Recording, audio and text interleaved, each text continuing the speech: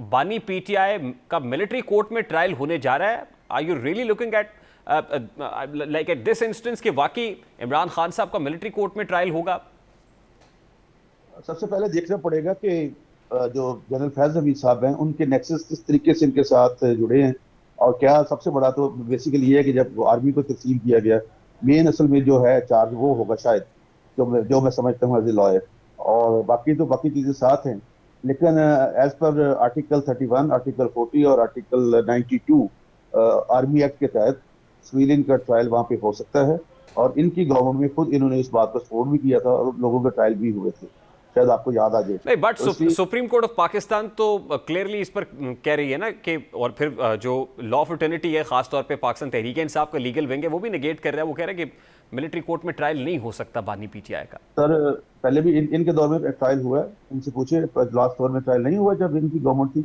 Military trial जब APS का वाकया उसके बाद मिलिट्री ट्रायल नहीं हुए।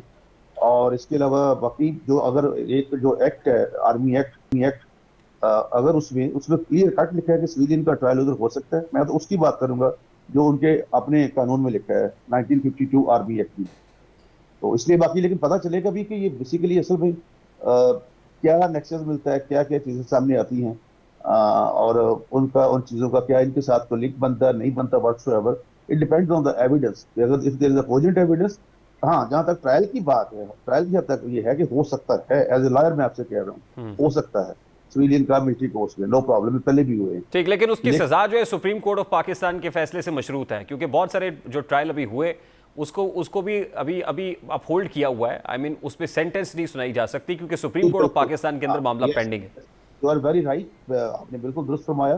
ट्रायल होने के बाद वो सजा का हुक्म जो है वो उस वक्त तक नहीं सुना सकते, क्योंकि उन्होंने जब तक सुप्रीम कोर्ट उसको क्लियर नहीं करती। बट जब सुनाते हैं तो फिर then they have the right, दो अपीलों का, एक चीफ ऑफ आर्मी स्टाफ के पास और दूसरी सुप्रीम कोर्ट में। तो they have a completely right to engage the lawyer for cross examination for whatsoever, जो लॉ की प्रोसीडिंग है उसके तहत इनके ये सारे राइट्स हैं।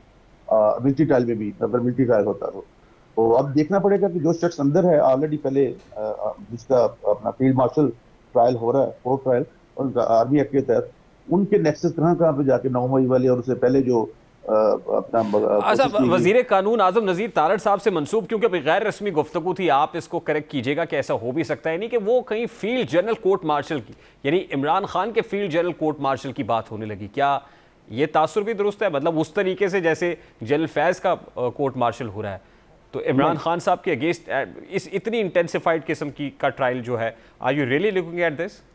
नो, आई थिंक जो मेरा जाती परसेप्शन है, लीगल परसेप्शन, उसके तहत उनका और तरीकाकार है। उनका है कि अगर कोई सेंसिटिव अदारे में कोई रहा आर्मी का जनरल, तो वो 5 साल तक किसी भी सियासी सरगर्मी में हिस्सा नहीं ले सकता। और जो आम 3 स्टार जनरल है वो अगर वैसे रहा, किसी आईएसआई में नहीं रहा और दूसरे सेंसिटिव उसमें नहीं रहा, इनको अदारों में, तो वो 2 साल तक। एक तो ये एलिगेशन है उसके तहत। मैं नहीं समझता कि खान साहब उस एम्बिट में आते हैं या नहीं आते, लेकिन मेरी जाती राय तो ये है कि मतलब वो उनका आर्मी एक्ट के तहत वो उनके आएगा कि उनकी एविडेंस क्या एक्चुअली आती है। तो जब एविडेंस सामने आएगी तो फिर उसके बाद ये सारा मसला हल होगा कि चार्ज क्या फ्रेम करते हैं। अच्छा, अब खलीद आए सिंधु साहब, मामला बड़ा ही इंटरेस्टिंग है।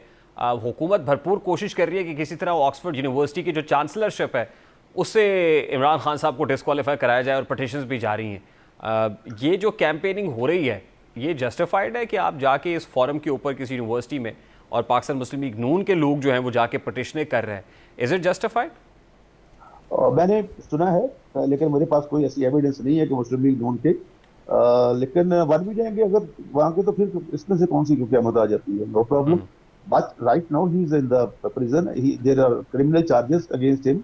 जो 190 मिलियन पाउंड वाला है वो तो इनको बल्कि चाहिए था, जो बांद लिफाफा इन्होंने मंजूर करवाया। हालांकि कैबिनेट की कंसल्टेशन होती है और meaningful but consultation this has होती टू है। Be decided by the August panel ना, जो उनका जो स्क्रूटनी कर रहा है उन पे छोड़ दे, लेट देम डिसाइड कि क्या करेंगे। Why are you bringing such a disgrace to the country कि वहां जाके लोग जो है फॉर्मर प्राइम मिनिस्टर के अगेंस्ट ये बातें करें?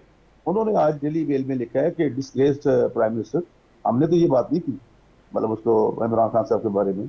उनके डेली मेल में आज की उनकी जो मेन सुर्खी है उसके अंदर यही है सारा। इसके बारे में तो भी बाकी वैसे मुतजाद इतलात हैं, वो कहते हैं यहाँ पे तो पैसे दे के भी आर्टिकल छपवाया जा सकता है। मैंने मेरे ख्याल इंग्लैंड में ऐसे आर्टिकल नहीं छप सकते, मेरी जाती राय है। वैसे मतलब ये बातें आप तहरीक इंसाफ दौर में आप उनके लिए किया करते थे, मैं इसलिए नहीं, आपसे कह रहा हूँ। नहीं मैंने तो मरियम नहीं करना नहीं नहीं मरियम औरंगजेब साहिबा का स्टेटेड पोजीशन है ये स्टेटमेंट्स पड़े हुए हैं जब वो डेविड नहीं रोज के मुलाकातें होती थी देखिए देखिए प्राइम मिनिस्टर ऑफिस के अंदर। आप मेरे लिए बहुत काबिल एहतराम है, मैंने पहले भी आपसे कहा, ये बेसिकली एक्चुअली आपने देखा है इनका जो ऐसे काम होते जरूर हैं, ये नहीं कि कोई मतलब इवन स्विट्जरलैंड में भी हो सकता है, बहुत सारी जगहों पे होते हैं, छप जाती हैं ऐसी चीजें। लेकिन आप देखिए कि इन्होंने जो लॉबिंग फर्म हायर की हुई है, डेविड मेल्टन उसका नाम है, ही इज द पर्सन। आप अभी खोलें अपना अपना ऐप खोलें और गूगल में जाकर देखें कि he is working from so many years against our जो हमारा एटमी प्रोग्राम है पाकिस्तान का, उसके खिलाफ, और उसी फर्म को इन्होंने एंगेज किया अपने लिए। तो ये है, पहले आप कहते हैं कि हम साइफर खेलेंगे, फिर हम जलसा जलसा खेलेंगे, फिर आप उनकी लॉबिंग के लिए वहां की फर्म लेते हैं, और वो फर्म जो पाकिस्तान की ऑलरेडी एटमी प्रोग्राम के खिलाफ बात कर रही है। तो इन सारी चीजों में बहुत ज्यादा मिस्टीरियस मिस्ट्री है कि why only that this firm. अच्छा खालिद ताहिर सिद्धू साहब, लास्टली एंड वेरी क्विकली, अब दो इस सवाल बड़ा सादा सा है कि बानी पीटीआई लंदन जाएंगे, ऑक्सफोर्ड के चांसलर बन के वहां पर ओथ टेकिंग में जाएंगे, या फिर मिलिट्री कोर्ट में जाएंगे? तो ये सवाल हमने उठाया है। इस सवाल का जवाब अगर आपके पास है तो दें, then I have to take a break. मेरा ख्याल है कि वो नहीं जाएंगे जब तक वो 190 मिलियन पाउंड्स वाला फैसला नहीं होता। चाहिए तो ये था ना कि रेहान साहब के वो तहकीक करवाते पूरी इसकी, इस पैसे कैसे बाहर गए थे और पैसे क्या इनके लिए गए थे, और अगर वापस उन्होंने कहा इंग्लैंड से कि ये करप्शन का पैसा है, तो जब तक इन सारे मुकदमा से ये क्लियर नहीं होते, अभी आज भी जिरा इन्होंने आधी जिरा की आधी फिर छोड़ दी है, तो इनके मुखला हमारे मोहतरम है सारे लॉयर्स, लेकिन it depend on that the judgment और डिसीजन ऑफ उस पर क्या जा सकते हैं कि नहीं जा सकते। तो अभी ये नहीं, मेरी जाती राय कि नहीं ठीक, बहुत बहुत शुक्रिया।